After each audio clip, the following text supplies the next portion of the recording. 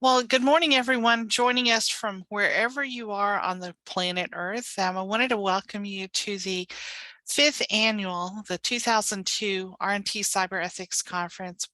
We'll be going virtually for the next 3 days, and I just want to say thank you to everyone who is a returning guest, as well as those who are joining us for the first time. My name is Teresa Rule, and I am the president of RNT Professional Services. We are a, a veteran-owned business, a service-disabled veteran-owned business headquartered in Norman, Oklahoma, with another office in Anchorage, Alaska.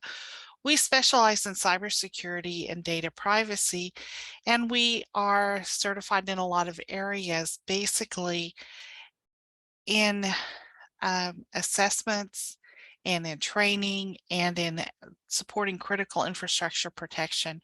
We deploy our teams around the globe. We go where the problems are. Most of our team members are veterans of the United States military, so we like to say that we are veterans defending the digital universe.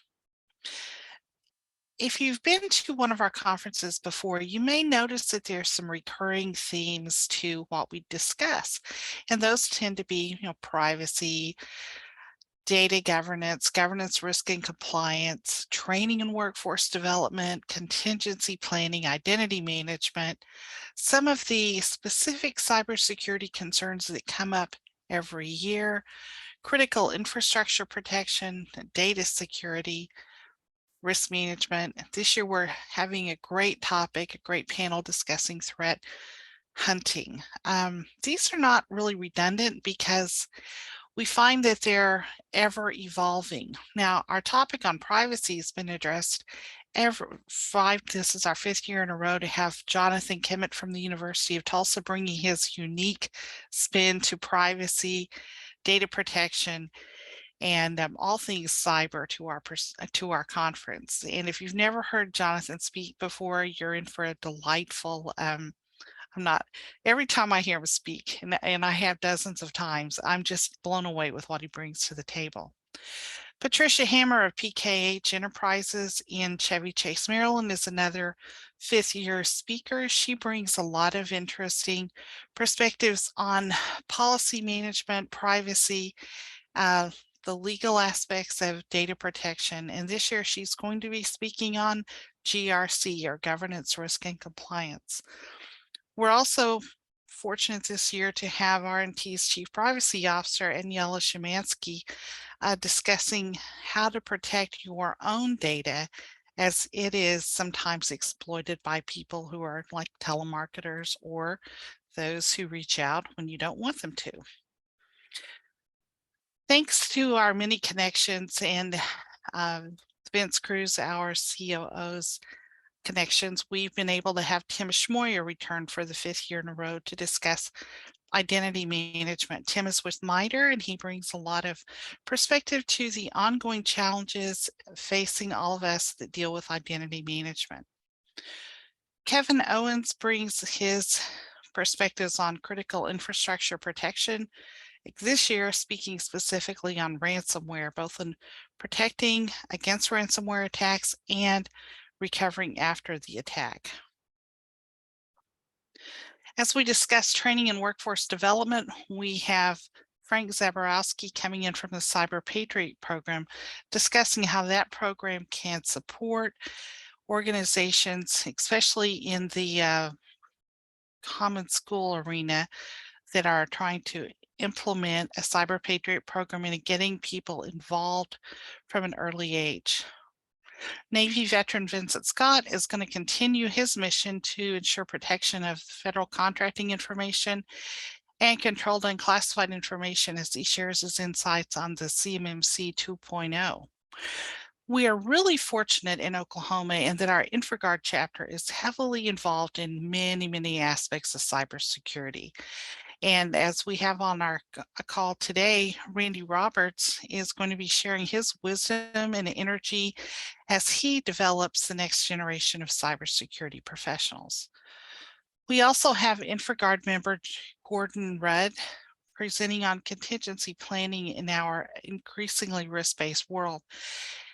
And we're also joined this year by General Kevin Nally, the CIO of the U.S. Secret Service, who's going to be sharing his observations on managing data in a high-stress and dynamic environment. Chuck Taylor will be moderating a panel on threat hunting, so make sure you log in tomorrow to participate in those discussions. His panel includes Rear Admiral Mark Montgomery from the Cyberspace Solarium, Dr. Dave Bovine from Xerox, and Chris Dudunsky, the CTO of Mantix 4. I know you're going to have a really, really interesting time listening to these great speakers, but I would like to talk a little bit about what cyber ethics is. When we look at technology, we look at all the different critical infrastructures, and this list is the ones that have been identified by the U.S. Department of Homeland Security. Every nation basically has some or all of these sectors, but if you look at a specific sector like healthcare and public health, it does not stand alone. It uses the IT, information technology. It may also use energy to power the healthcare system. There's probably a food element involved in healthcare, financial services, communication, a commercial facility. So no one specific sector stands alone. When we start looking at how technology is used, we need to understand our technology sector as well as those that are adjacent to it. So keep in mind what your critical infrastructure primary sector is and which are the ancillary areas. I get asked quite often, what is cyber ethics? And I would say there's a lot of different definitions. The one I have from the knowledge review is one that provides a pretty succinct definition. The study of ethics pertaining to computers, covering user behavior and what computers are programmed to do and how this affects individuals in society. Remember that society isn't just our little microcosm, but when we release malware, malicious code, either intentionally or through an unexpected way, that malware will go in cyberspace and find unintended victims or targets that may be affected in ways that you have no idea. So when we began our cyber ethics conference in 2018, we looked at how the conflict between technology, how it can be used, and how it should be used. And we see that there was a huge gap at the time. Just because I have this tool doesn't mean I need to use it in all of its ways. So we encountered multiple situations where users had a lot of really powerful technology, but they didn't necessarily know how to use it. We also found that they didn't have sufficient understanding or support regarding the use of their technologists. Their technologists often were ungoverned and were not, well, I just trust my IT guy to do what's right for me. So there was a lot of confusion, sometimes misdirection and obfuscation. So we had our first conference in Oklahoma City in 2018 with a lot of participants from various cities, tribal nations, federal agencies, state organizations, small businesses, and nonprofits. We're continuing that today, although I will say this is our third virtual conference, and we find that that makes our topic more accessible to people in a more globally dispersed manner. We recognize that there are so many opportunities to go to virtual conferences that we really do appreciate your time and attention to this. All the sessions at the RNT conference will be recorded and posted on our YouTube channel. So if you have to duck in and out, just know that you can find them on our YouTube channel in about a week. Why does cyber ethics matter? Well, when you have the right to use technology, you have a responsibility to use it ethically. When we start assuming the right to use our cell phone to take pictures, to record people speaking, et cetera, we have to be responsible with the data we collect.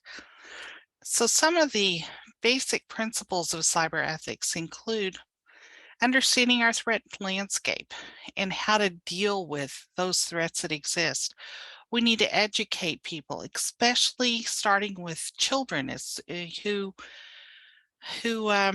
encounter technology from very early ages. I can remember decades ago when my 4-year-old showed me how to use Microsoft Paint, and I was just amazed that a 4-year-old knew that and had learned it in preschool. She's much older now. We have to also, as organizational leaders, make sure we educate our team members. We need to educate our technologists, we need to educate our regular users, and we also have to educate the people in leadership roles, because technology can be used differently and different levels of responsibility exist for different types of use. We need to understand the dangers and types of threats that exist, and I guarantee you threats are evolving every day. We also need to be able to protect our assets technically, whether it's through intrusion detection or antivirus or use of VPNs, but we don't need to just rely on technology. We need to understand the human factors in cyber attacks, sometimes called social engineering.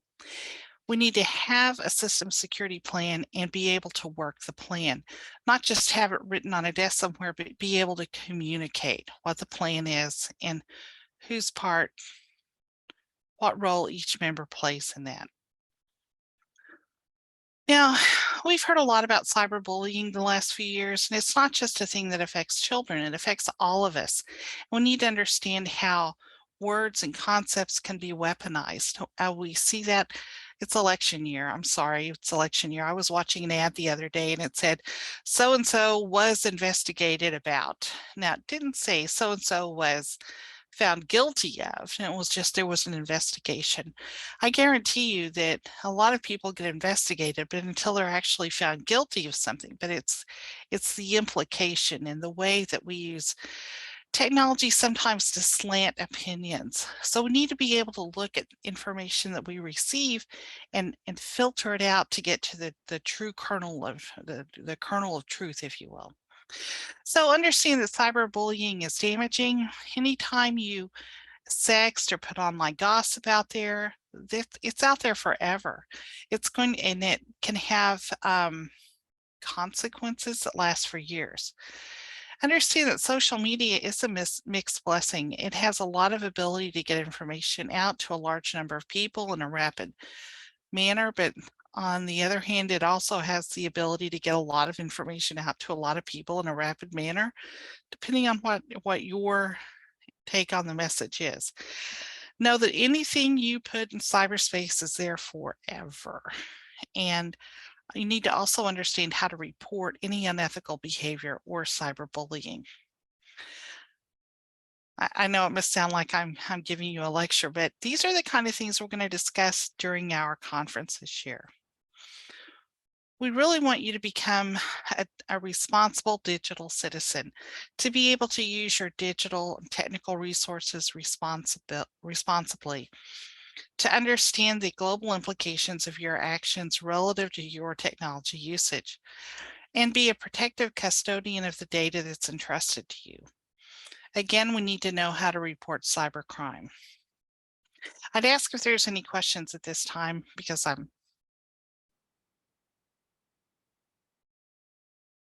I see none in the chat. I'm just going to keep going on. When we are using technology, we need to kind of be astute in how we use that technology. We understand that technology changes dynamically.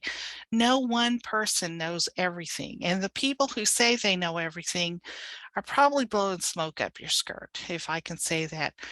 The best thing to do as a leader is to have a system security plan that is regularly reviewed, to surround yourself with people that are smarter than you, who are actually aware of many things that are going on, but also have the confidence to be able to make a decision from a position of knowledge and strength. How do you do that? Well, do you have someone in your organization that's been appointed in writing to be responsible for cybersecurity? And after you appoint someone, do you empower them? Do they have the resources and training and support they need to meet the challenges of that role. We see a lot of times that someone's appointed to be in charge of something, but it was just like an administrative exercise, and they're not actually empowered to do the work assigned to them, and it becomes very frustrating. We talked earlier about the 16 critical infrastructure sectors. I would say for all of us that work in whatever field we're in, we need to understand the other people in our sector. We need to understand what the best practices are to protect the cybersecurity challenges in our sector and become very fluent in that. Know who to call, know who. Maybe you may say, well, they're our rival. They're not really your rival. They're someone who's working in the same area. We want to make sure that you have liaisons, relationships, and also know where to go to ask for help. We always plan for the worst case and we hope for the best, but you have to have that plan in place. Speaking of which, we want to talk about contingency planning, because it's not it's not if you'll be attacked, it's when you'll be attacked. It's not if you'll be compromised, it's when you'll be compromised. So you have to understand what a contingency plan is and how it affects your particular organization. People are your most important assets. People are irreplaceable. You can always get a new building or a new tool, but you can't get new people.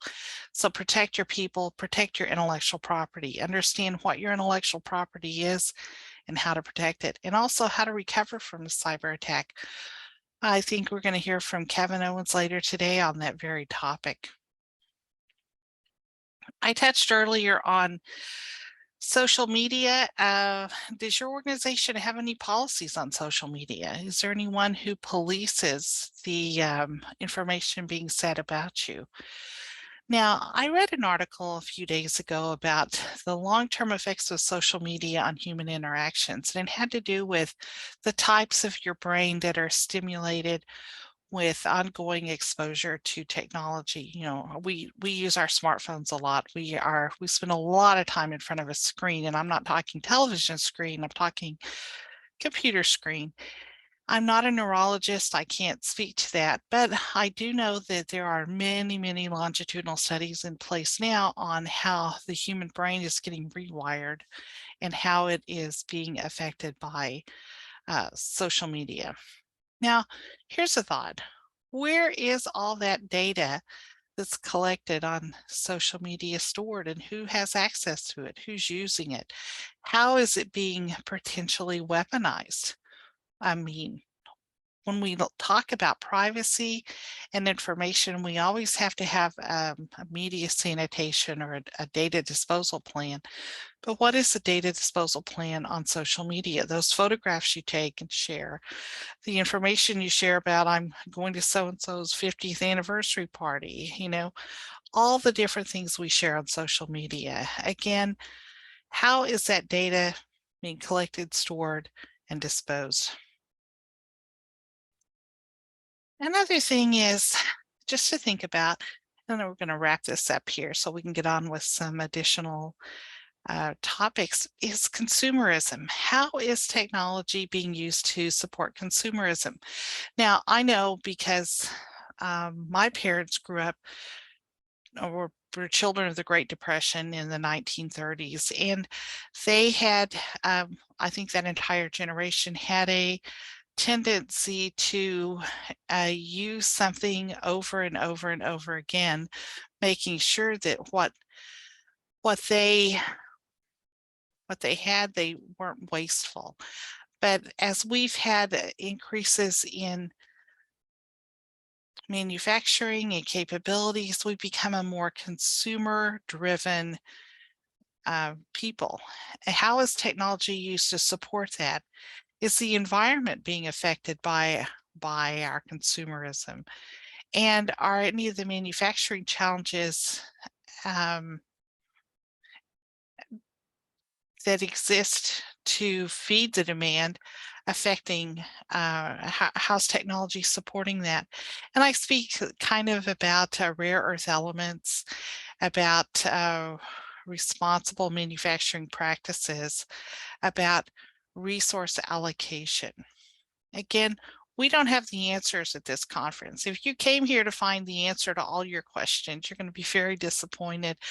We're really a conference meant to discuss ethical challenges so that you can come back and maybe implement some more ethical standards and practices in your organization, knowing that there's no one answer. This is the absolute right thing to do because every organization is different. Every organization has different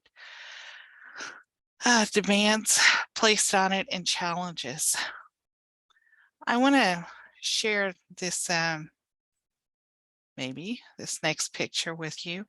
Now, if those of you who spent time serving in the Navy will understand this is kind of a powerful picture. This is the 23,000-ton nuclear-powered icebreaker Yamak. It's a Russian-flagged icebreaker. It operates on the Northern Sea Route in the Arctic Ocean.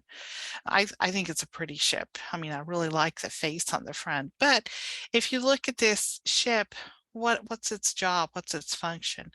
It's breaking big ice into little ice so that ships, commerce ships, can travel in a more direct route from China through the Arctic Ocean to Europe and North America, cutting, I think, 10 days off the route.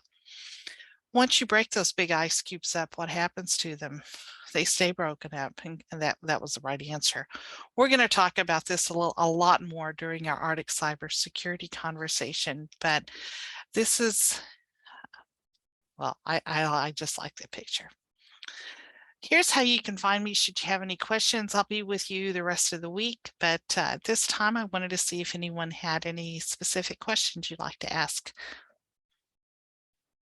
Teresa, I really love the approach you have. Like we're not going to all learn something, but walking away with better questions is quite often good enough, right?